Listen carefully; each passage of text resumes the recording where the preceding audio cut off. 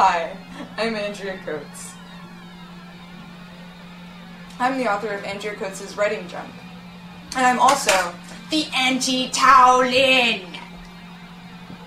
I recently posted an article to my blog arguing that Tao Lin, currently the most famous writer of the online generation, should be replaced by somebody who is a better writer and more fun. I also think that person should be me. To illustrate the point of my essay, me and my multimedia companion here, Mr. Jody Franklin, are going to light Tao Lin's utterly disappointing second novel, Richard Yates, on fire.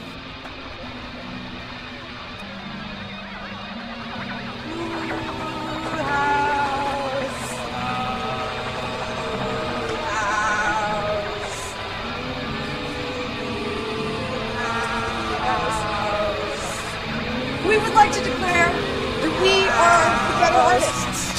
A toast to me, that I be the greatest writer of my generation.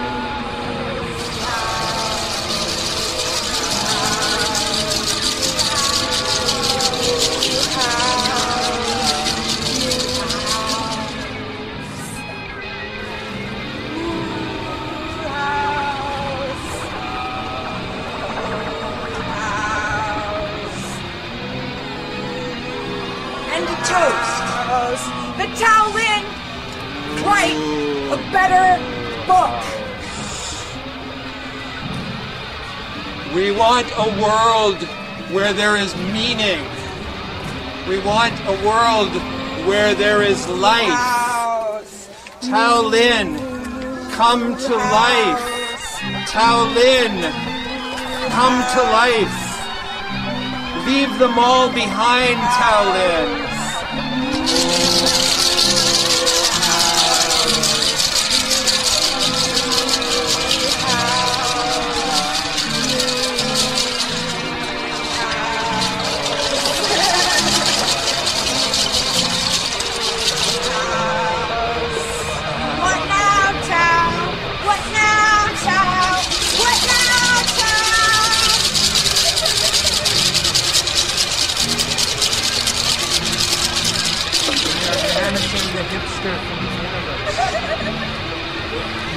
To be replaced by something better, freer, more natural.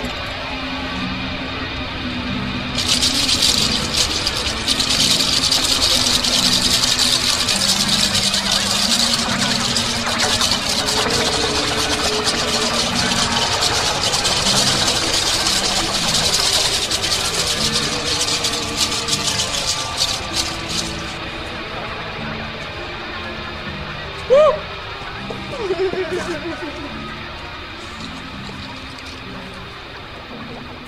What now, Tao? What now? The profound to their shallow, the dark to their light, the wild to their caged, the crazy to their sane, the unusual to their ordinary, the pansexual to their asexual, the anarchist to their capitalist, the difficult to their easy, the West Coast to their East Coast, and the radical to their conformist. Word.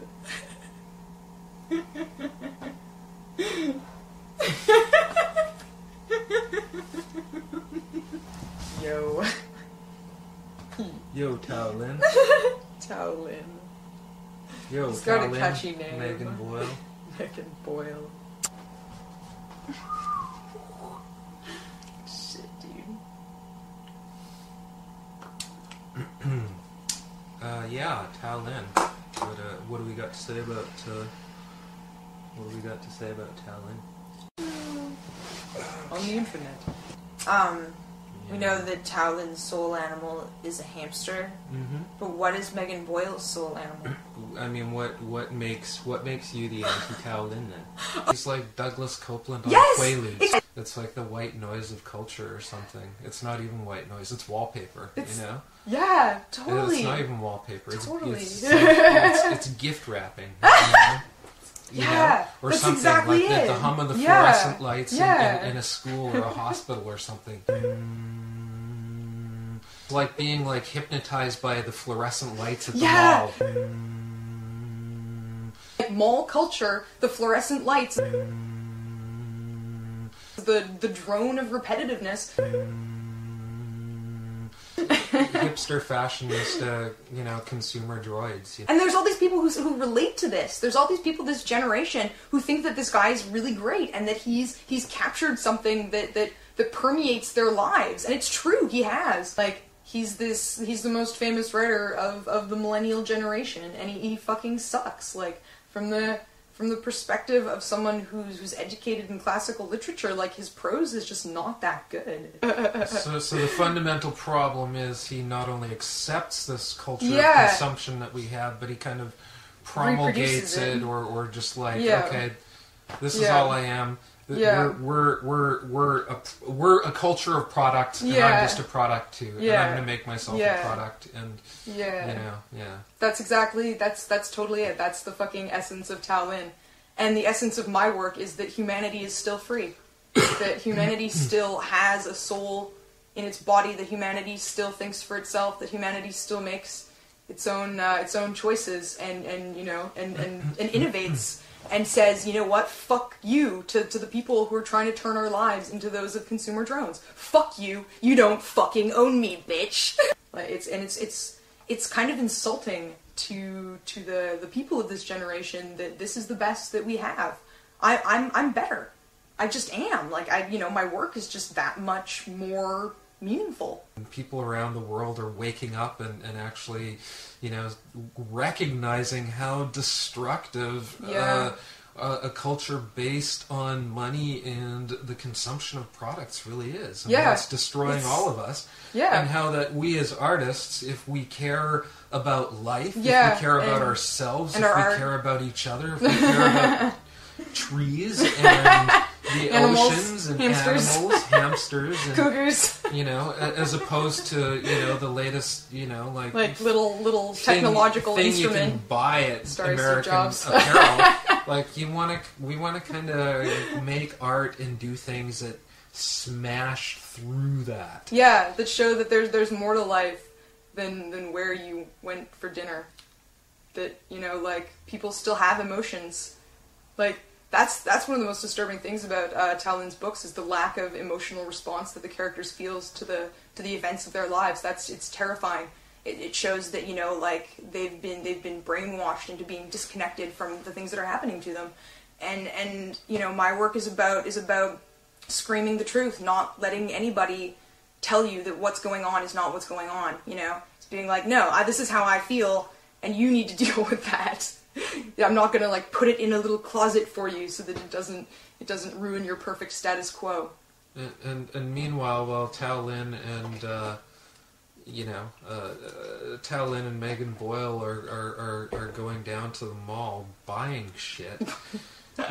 There are people who are actually like out in the streets rioting and burning cop cars and smashing windows and saying, actually no, we're starting to recognize that there's something fundamentally wrong with basing our entire culture on all of this stuff. Yeah. And this money and this endless cycle of running around and buy condos. Produce, buy, sell, more, consume. Luxury items. And what does it get us? We're hurting each other around the world, and it's time to it's time to grow up. It's time to take that down, and Yeah, replace it with something new. Something like flowers. Your fucking hipster mimetics is part of the problem as opposed to part of the solution. Yeah. But you know that, and you don't care. Yeah. And we're saying you should care. You should care. You should really care. You should really care a lot. It's really important. It's like the most important thing in the world. You're reaching a whole bunch of young people who will just go and spend their money on iPods and waste their lives away on Facebook instead of doing something useful or meaningful or fighting for freedom or trying to trying to define themselves outside of a routine given to them by somebody else, or even having good sex with each other.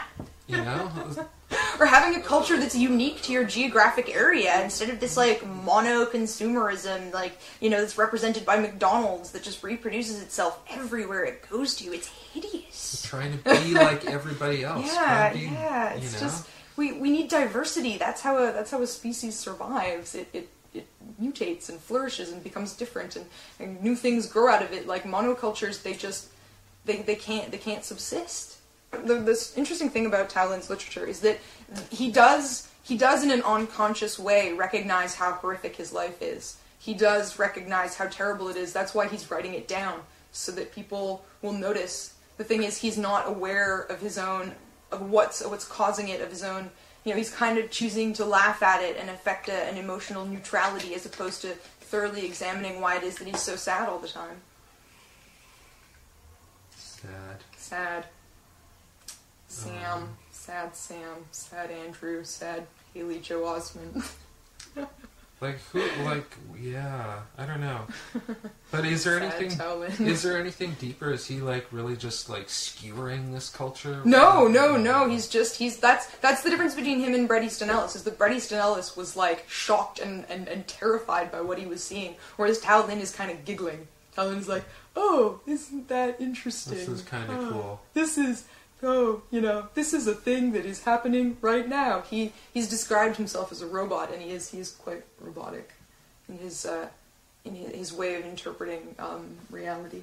It's kind of a celebration of this. Of the vapidity. Yeah, it is. It's totally a celebration of the vapidity and the meaninglessness of the monoculture. It's like, you're like America's Next Top Model. Yeah, And that's totally. not a compliment. No, yeah, exactly. Smart, man. You're like Tyra Banks. Tyra Banks. Tao Lin is the new Tyra Banks. That's so funny.